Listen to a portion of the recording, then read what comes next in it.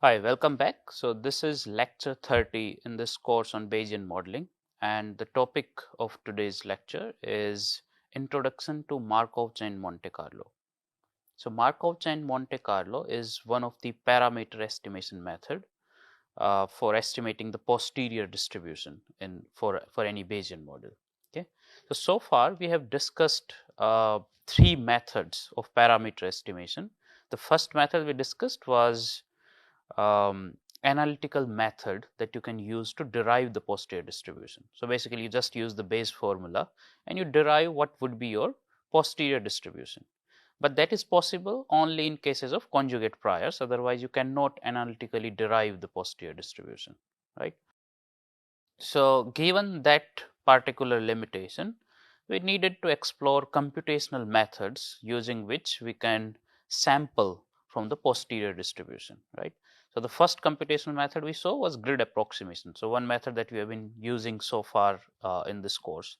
So in grid approximation, you divide the parameter space into n number of grid points, and each grid point will be called a proposal.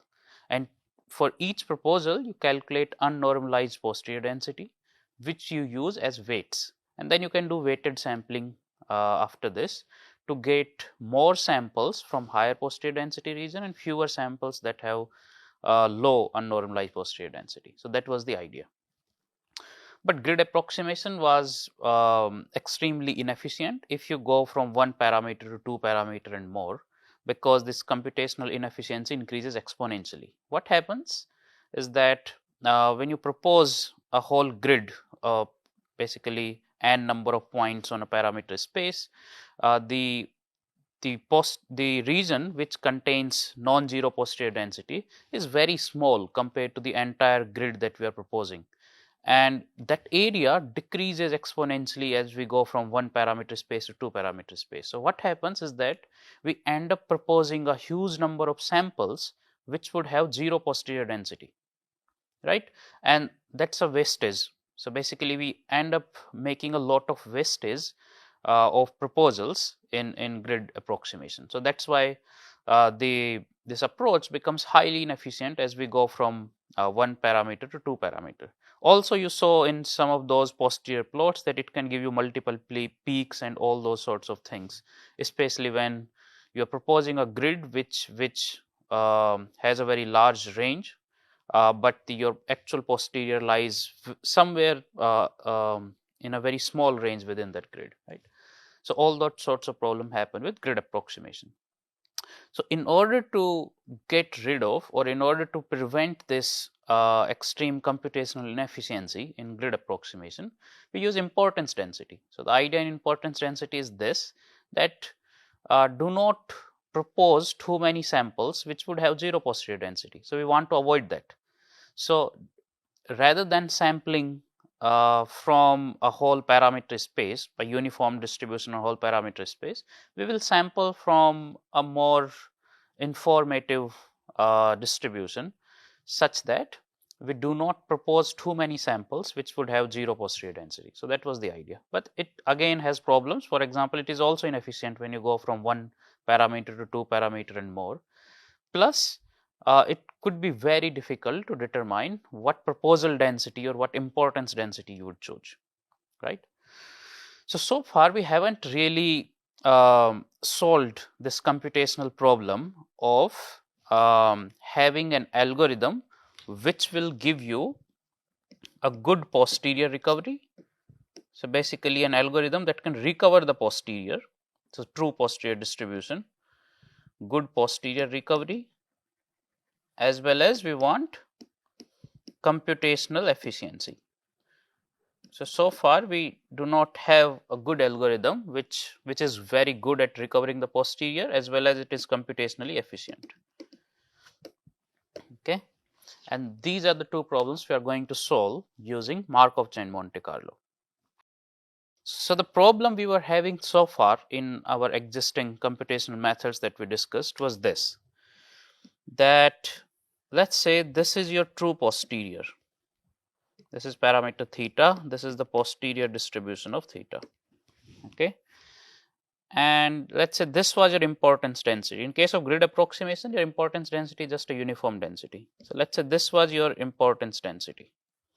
So let us call it Q of theta. Okay.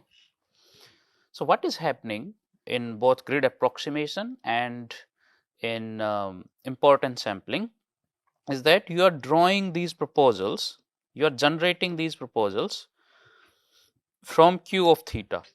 In case of grid approximation, you are drawing these proposals from a uniform density within some range. Okay, so it means the same thing. You are drawing these proposals from an independent distribution Q of theta. So this distribution Q of theta is independent of your posterior. Okay, so this distribution is independent of your posterior, likelihood, prior, and all that. So basically, all whatever information you have in your data, in your likelihood function, in your prior distribution, this density Q of theta is independent of all that. This kind of proposal generation is also called, well, you are drawing samples, you are drawing these proposals. Basically, you are doing independent sampling. So you can also call it independent sampling. Okay. So what you are doing here is independent sampling. Okay. So each proposal you are drawing is from some distribution, and each proposal is independent of each other, right? So for example, let's say you draw 10 proposals. So second proposal is independent of first proposal, third proposal is independent of second proposal, and so on. So you are doing independent sampling. You are drawing all these proposals from a distribution which is independent of your posterior data, your previous proposals, and all that, right? So what is the problem in doing this? There is no problem, but there is a slight inefficiency issue, because when you are drawing these samples independently from an independent distribution, you are not making any use of existing information. So basically, you are not utilizing any information in proposal generation. Information from where? The information could come from, for example, data, likelihood function, prior, previous proposals that you have already sampled, right? From somewhere. Because, for example, your likelihood into prior, it would be a function, and it holds some information about what would be the shape of your posterior. Similarly, the proposals you have already collected, and you have also evaluated those proposals. So based on these proposals, you know whether these proposals were in high posterior density region or low posterior density region. So they also contain some information. So these are two sources of information: previously collected proposals. So previously collected proposals contain some information because you have already evaluated them. You already know their posterior density. So this is one source of information. Second is basically your likelihood into prior function. So when you multiply likelihood and prior, you get some shape, you get a function. It could be an exponential function or something, right? So this shape of this function, and where this function would have low values, where this function would have high values, right? So basically, properties of this function also contain some information, right? So these are two sources of information that we are not utilizing when we are doing such independent sampling. So in both these approaches, in grid approximation and importance sampling, we are not utilizing these two sources of information. Okay, so we are just randomly, independently generating these proposals and just wishing that they might lie in high posterior density region, right? So that approach is going to be inefficient, because in proposal generation, we are not learning from any other source of information. We are just, it's like you are blindly spraying and then praying whether they would land in high posterior density region or not, right? So how do we utilize these two pieces of information? That previously collected proposals, we have evaluated them and we have calculated posterior density for previous proposals. How can we utilize that information and how can we utilize information of likelihood into prior function. Okay. So, Markov chain Monte Carlo provides a way to utilize information contained in the previously collected samples. How? So, let me describe the idea. So, the idea is this, that let's say this is your true posterior density. Let's say this is P of theta given x, you have theta here. Let's say this is your true posterior density.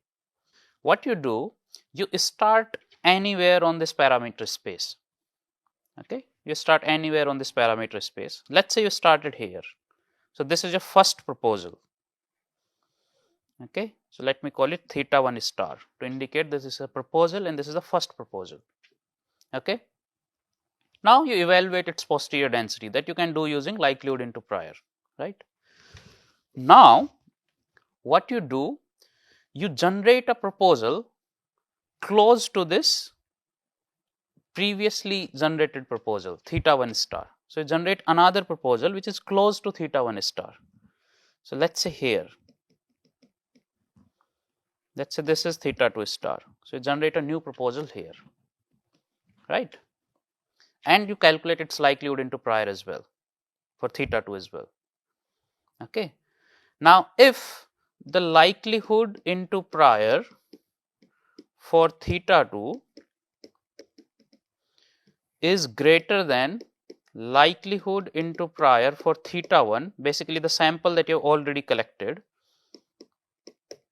then you should accept theta 2. Why? Because it is taking you towards higher posterior density region compared to theta 1. So, if this thing is greater than 1, then accept theta 2 star. Okay. But if let us say now theta 3 is here. So, let us say theta 3 is here, theta 2 is something that you have already accepted. Okay. So, if next proposal theta 3 is here, okay, then in this case the posterior density of theta 3 would be less than posterior density of theta 2, right. So, this thing will be less than this. So, posterior density of theta 3 is less than theta 2. What would you do now? Should we reject theta 3? No. So, rather than rejecting theta 3, what you can do is this, that accept theta 3 with some probability, and that probability could be ratio of this and this.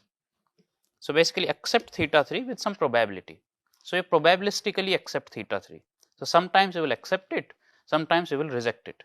So, what happens as a result is this, that whenever there are proposals in higher posterior density region, you always accept them, and when there are proposals in lower posterior density region, you sometimes accept them, sometimes reject them. So, as a result, you end up collecting a lot of samples from higher posterior density region and fewer samples from lower posterior density region, and it would mimic the shape of your posterior distribution. If you will draw the histogram of posterior samples in the end, it will mimic the shape of your posterior distribution. Okay? So, that is the idea. So, we want to reproduce the posterior samples in such a way that their histogram would look like your posterior distribution, right. So, in this approach, we are just entirely collecting posterior samples only. We are not even concerned about what is their actual posterior density. Okay. So, how is it different from previous approach? Well, this approach is different in primarily in basically in all three steps slightly. So, for example, in step 1, in proposal generation, there is a huge difference.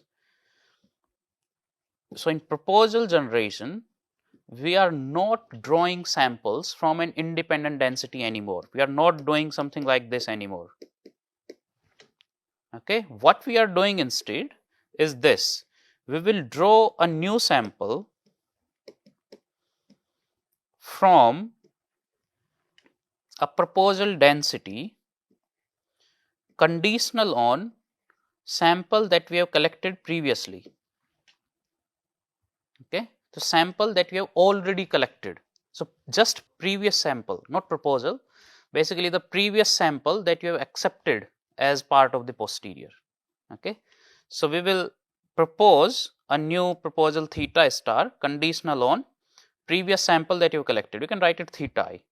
You call it current state of the chain. Okay. So we are implementing this in a Markov chain. So let's say the current state of the chain is theta I. So this is a proposal that you have already collected. So next proposal will depend on current state of the chain. So for example, just an example, you can generate it like this. R norm, one row I want to draw from normal distribution where mean is theta I and standard deviation is something like, let's say, sigma.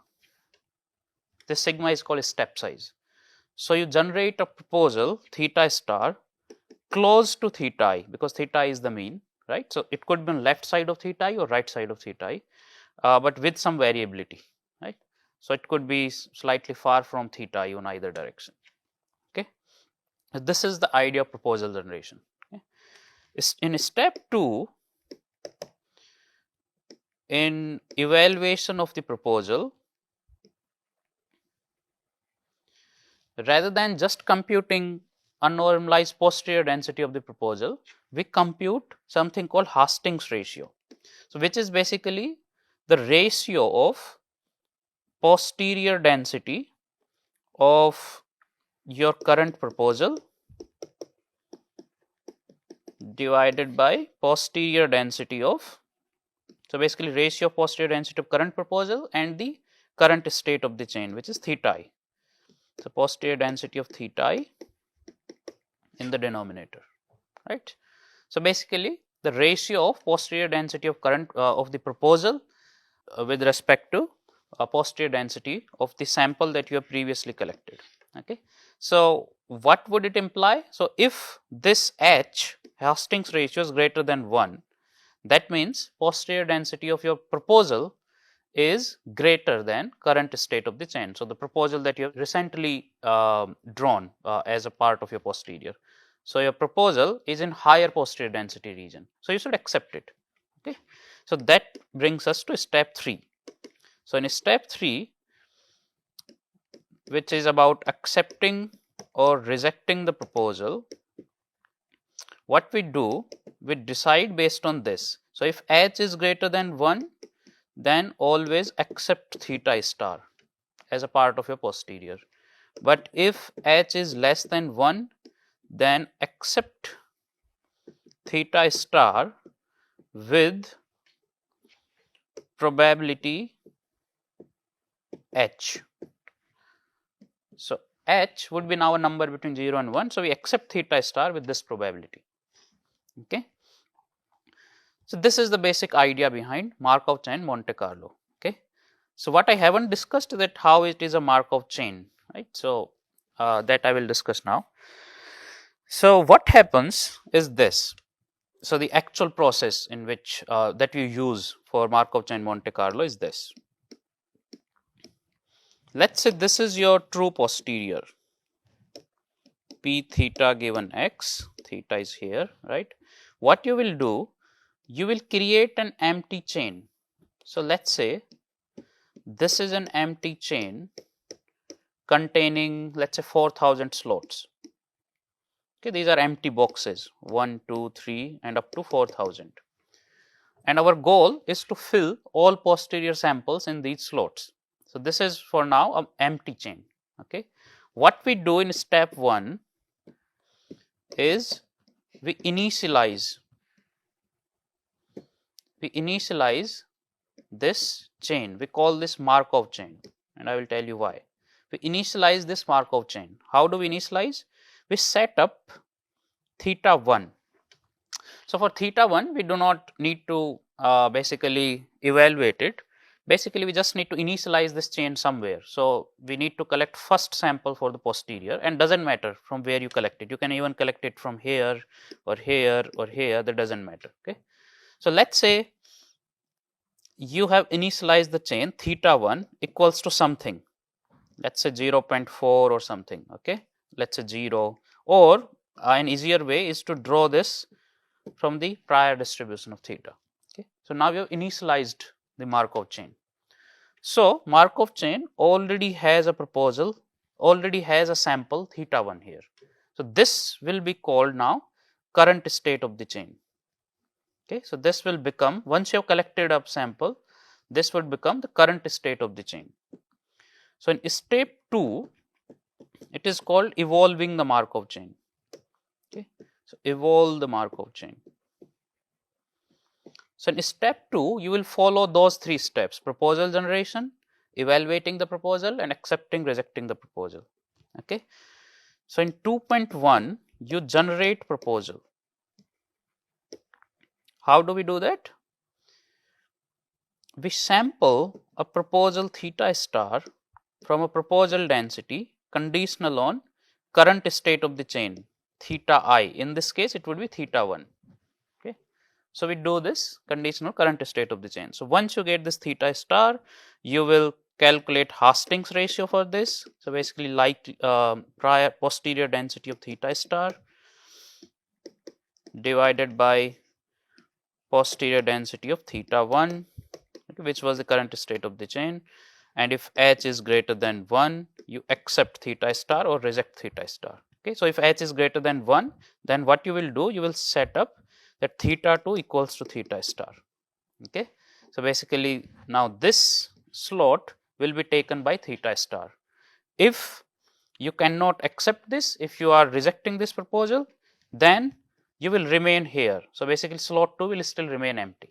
So you will fill slot 2 only with the proposal that you have accepted. So once you accept, then the current state of the chain will shift here to theta 2 if you have accepted. If you haven't accepted, then it will remain at theta 1.